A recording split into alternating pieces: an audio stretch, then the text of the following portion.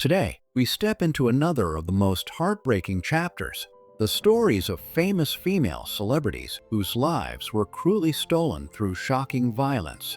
These were not gentle farewells. They were sudden, devastating moments where safety dissolved into danger and bright futures were torn away, leaving families, friends, and entire communities in shock and grief. In this video, we remember the women whose lives ended in these senseless tragedies and honor the legacies they left behind.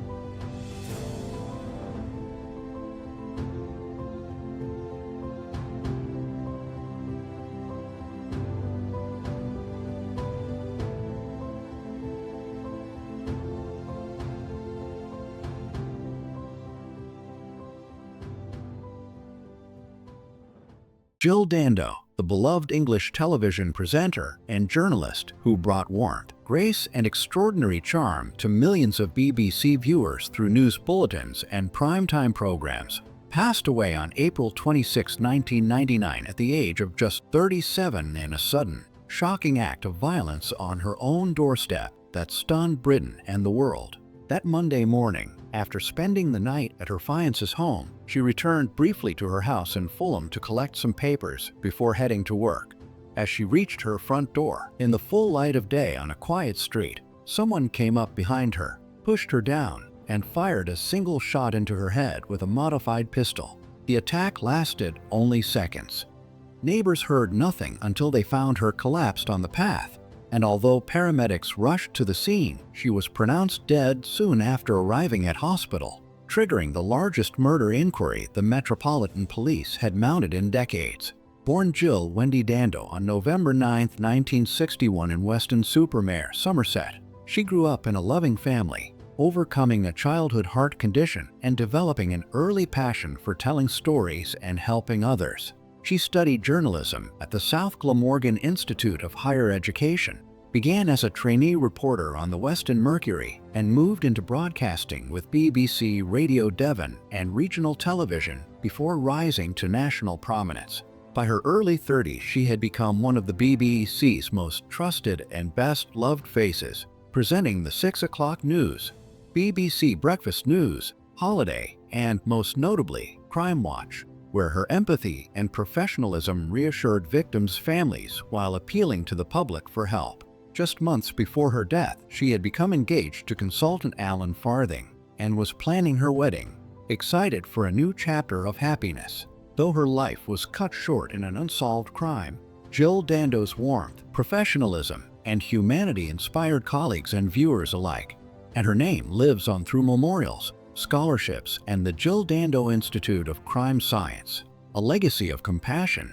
public service, and light carried forward after a life ended far too soon.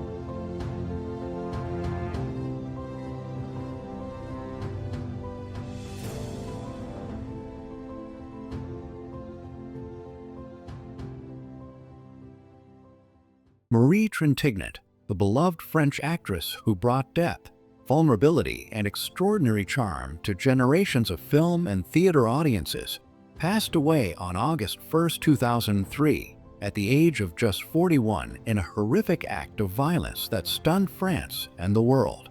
In the summer of 2003, she was in Vilnius, Lithuania, filming a television biopic of the writer Colette and sharing a hotel room with her partner. One night, a simple disagreement turned into a jealous rage. He struck her again and again about the head, leaving her unconscious on the floor as hours slipped by before an ambulance was finally called. She was rushed to hospital for emergency surgery and spent days in a deep coma. Her injuries so severe that doctors warned her family there was little hope. Her mother, filmmaker Nadine Trintignant, arranged to have her flown back to France so she could be surrounded by loved ones. She was taken to the Hartmann Clinic near Paris, but the swelling on her brain was irreversible, and she died soon after arrival. Her life and brilliance extinguished by violence. Born on January 21, 1962, in Boulogne-Billancourt, to actor Jean-Louis Trintignant and director Nadine Marquand, Marie was a shy and sensitive child who once dreamed of becoming a veterinarian before appearing in her mother's films at the age of 4. By her teens, she was already acclaimed, starring in Série Noire and later in Une affaire de femmes, Betty, and Les Amants du Pont-Neuf, earning 5 César nominations for her powerful portrayals of complex, wounded women, and even surviving a serious car crash in 1990 to continue working. Away from the screen, she was a devoted mother of 4 sons. Her brutal death became a national wake-up call about domestic violence, and today her performances and the tributes created in her name keep alive the memory of a remarkable actress whose life and art were cut tragically short.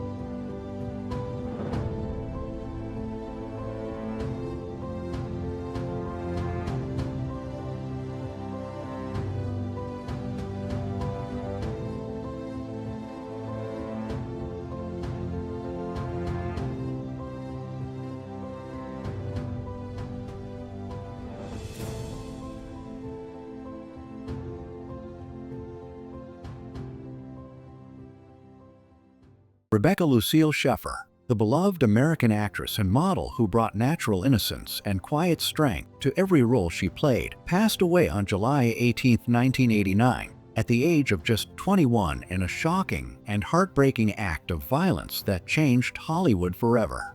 That morning, inside her West Hollywood apartment, she was waiting for what she hoped would be the script of her life, a part in The Godfather Part 3, when she opened the door thinking it was a delivery. Instead, a man who had been fixated on her arrived, and after she gently asked him not to return, he came back an hour later and shot her once in the chest at point-blank range, ending her life before help could reach her. Born on November 6, 1967, in Eugene, Oregon, Rebecca was the only child of Dana and Dr. Benson Schaeffer, and grew up in Portland in a close Jewish home where she first dreamed of becoming a rabbi before modeling took her to New York and Japan. By 16, she was working with elite model management, studying at the Professional Children's School, appearing in commercials and soap operas, and in 1986 winning the breakout role of Patricia Patty Russell in CBS's My Sister Sam, where her warmth and smile made her a household name. She went on to take film roles and became a spokesperson for children's charities, showing a generosity and humility rare for someone so young. Though her life was cruelly cut short, Rebecca Schaeffer's talent, kindness, and the legal changes inspired by her death remain a lasting legacy that continues to protect and touch others decades later.